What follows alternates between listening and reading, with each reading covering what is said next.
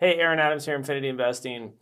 Today, I'd like to talk about construction. I'd like to talk about your rental properties, and I want to share with you 5 specific strategies to improve the value of your rental property, and not only in terms of value for potentially raising the rents, but or the appraised value, but the future market value.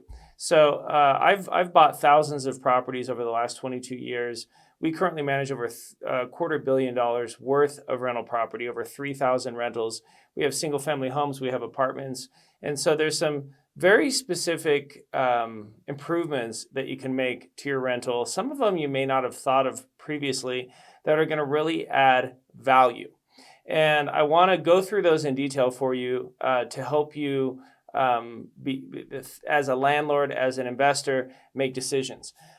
It's interesting. The most money that I've made from my properties over the years has been through appreciation and growth. Look, I love cash flow, and cash flow pays the bills. And I would never buy an investment property that didn't have the potential to pay me cash flow every month. That being said, if I look at all of the properties that I've bought over 22 years, and at this point it's over 10,000 properties, and then if I were to add up the amount of rent that I collected and then compare that to the amount of appreciation and equity growth that I've made far more money from the appreciation and increase in value than I have from the rent checks that have come in. My very best rentals make only about 15% a year. So imagine a property that I bought for $100,000 that brings in $15,000 a year in cash flow. To double the investment, 15, 30, 45, 60, 75, 90. I'm looking at like 6-7 years to double my money. That's assuming very little volatility. I've had properties that doubled in value the day after I bought them at the foreclosure auction. I've had properties that I bought for $30,000 that are now worth $150,000, $200,000. One of my best deals I bought for just over $1 million. It's worth $6 million now. I mean, that's a lot of rent checks that I'd have to collect to get $5 million in rent from that building. And so thinking in terms of what can I do to the property sometimes takes discipline as an investor. Sometimes it takes delayed gratification. It takes you thinking, what's the bigger play here? And even though it hurts to have to reinvest your cash flow into some of these improvements, I can promise you that it's worth it. And it's about, an example that I like to use is you want to be a balance sheet investor, not a P&L investor. Now, those of you that have never had any accounting, P&L is your profit and loss, balance sheets, your assets versus your liabilities. So if you're looking at your profit and loss, then you're like, you're obsessed about your cash flow. You're thinking about, how much money is in the account at the end of the month, at the end of the year. Balance sheet is just, what's my net worth? What's the worth of the property minus the liabilities if I have a loan on it? And P&L investors tend to be much more short-term focused. They're obsessed about cash flow. They get pissed when they have an eviction. They don't want to spend money on big ticket items. Balance sheet investors are just thinking, what's the best long-term decision?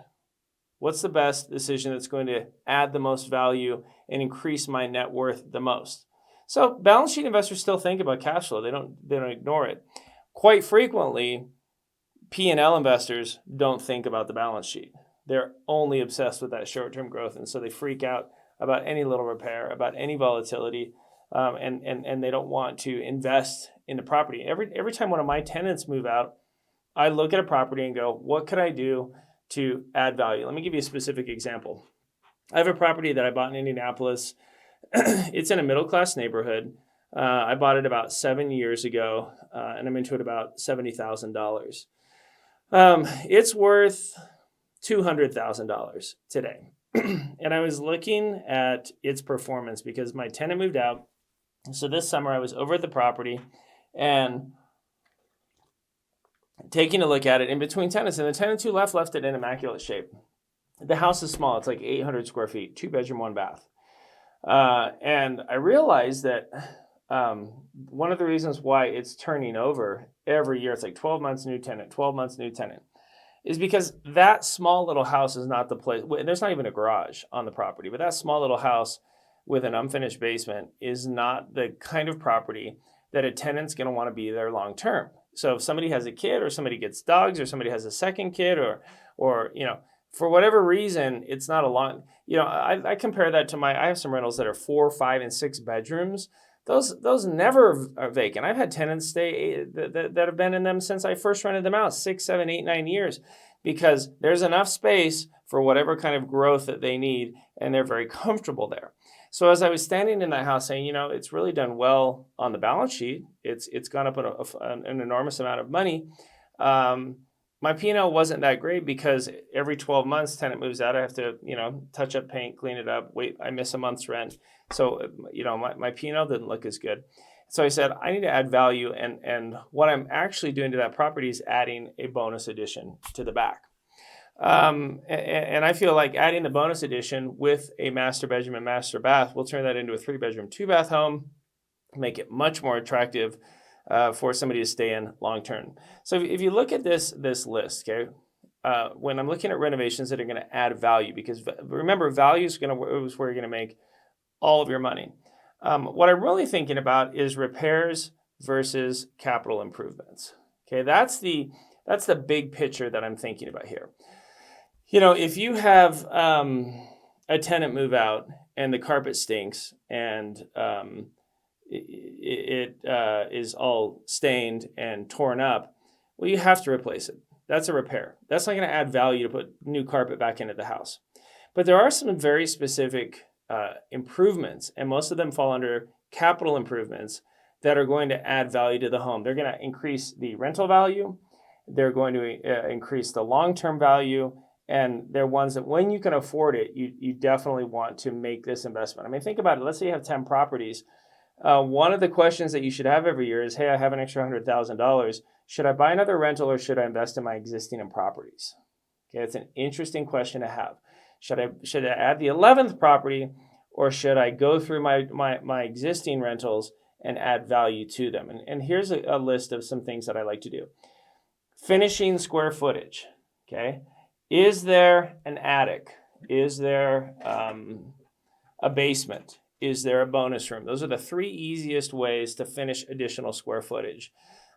Sometimes you can do it permitted. Sometimes you don't need to. In the case of a bonus room, a lot of times I'll buy properties that have enclosed patios that at some point they turned it into a quasi living room. Would it make sense for me to go apply for permits and get that permitted? Or would it make sense to spend $10,000 upgrading the finishes in that bonus room? I bought a house recently that had an enclosed porch, but it was still like concrete floors. There was like the outdoor siding of the house was on one of the walls.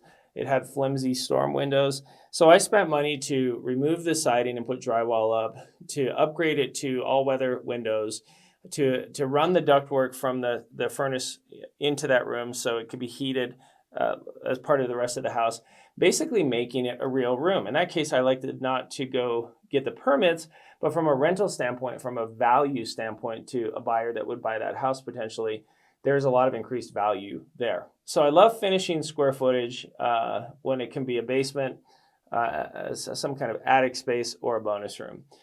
And in the case of the rental property that I just discussed, sometimes it's just adding an addition onto the house.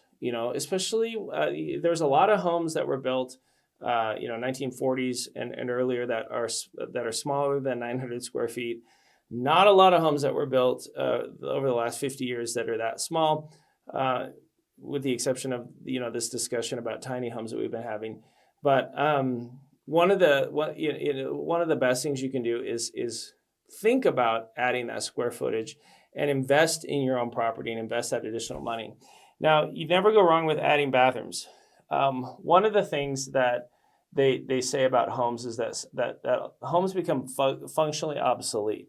So, in 1940, it wasn't a big deal for mom, dad, and the kids to all share a bathroom. It wasn't a big deal for mom and dad to be in one room and all of the kids, boys and girls, to be in another room. There were some cultural things that we were okay with 75 years ago that we're not okay with now.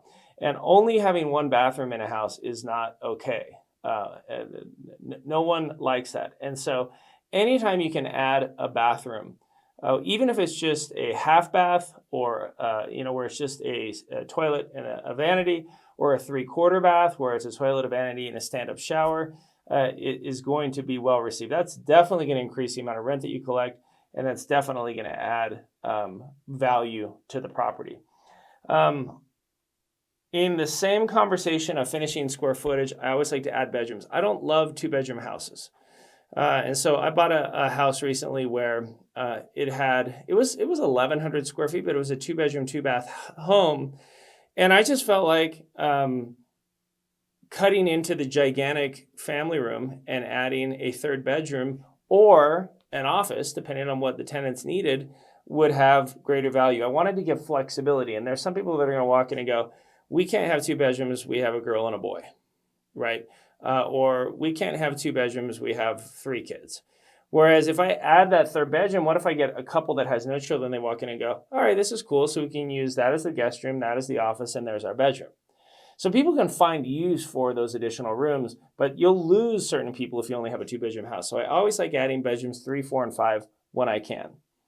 New windows, I find, will add a lot of value. That's a repair that nobody ever wants to make. And so I see that gets deferred, 30, 40, 50 years, 60 years. So I find going through and just biting the bullet and replacing windows, on average, those are only going to cost you about $500 a window, labor, materials to swap them out. And then the last area is opening the floor plan. Okay, we have a house that we recently bought. The kitchen was like stuffed in the back, and people like open concept. So I'm always removing walls, opening the kitchens up, opening family rooms. In that case of that house, they had added a bonus to the back of the home and stuffed the kitchen in it. Not only did we pull the kitchen forward, but we also opened the ceilings all the way up to the roof. There had been a crawl space up above there. My first question was, can I finish that crawl space? When we realized that we couldn't finish, it didn't have the required support beams for the weight of adding a bedroom and a bathroom upstairs. I said, well, then let's get the square footage by opening it up and getting this high feel to the ceilings. And you'd be amazed at the amount of value, both to a tenant and to a homeowner, and just the cosmetic value that really high ceilings elicits in people. And so hopefully you can see from this list that there are some counterintuitive things that you want to be thinking about with your property. Here at Infinity Investing, we spend a lot of time teaching this. Once a month, I offer a 3-day training at my offices in Indianapolis that Infinity members are welcome to attend. If you'd like to get information on how you can be part of that, click on the link below. If you haven't joined Infinity yet as a student, then get signed up immediately. And at the very least, schedule to join us at one of our all-day Saturday free events where we give you a crash course in real estate. So if this little sampling has been helpful to you, then we look forward to seeing you at our one-day events. We look forward to seeing you at our boot camps and to really jumping in with this. We are investors and we practice what we preach. We're excited about this opportunity to share with you, and I appreciate the time you took with me today.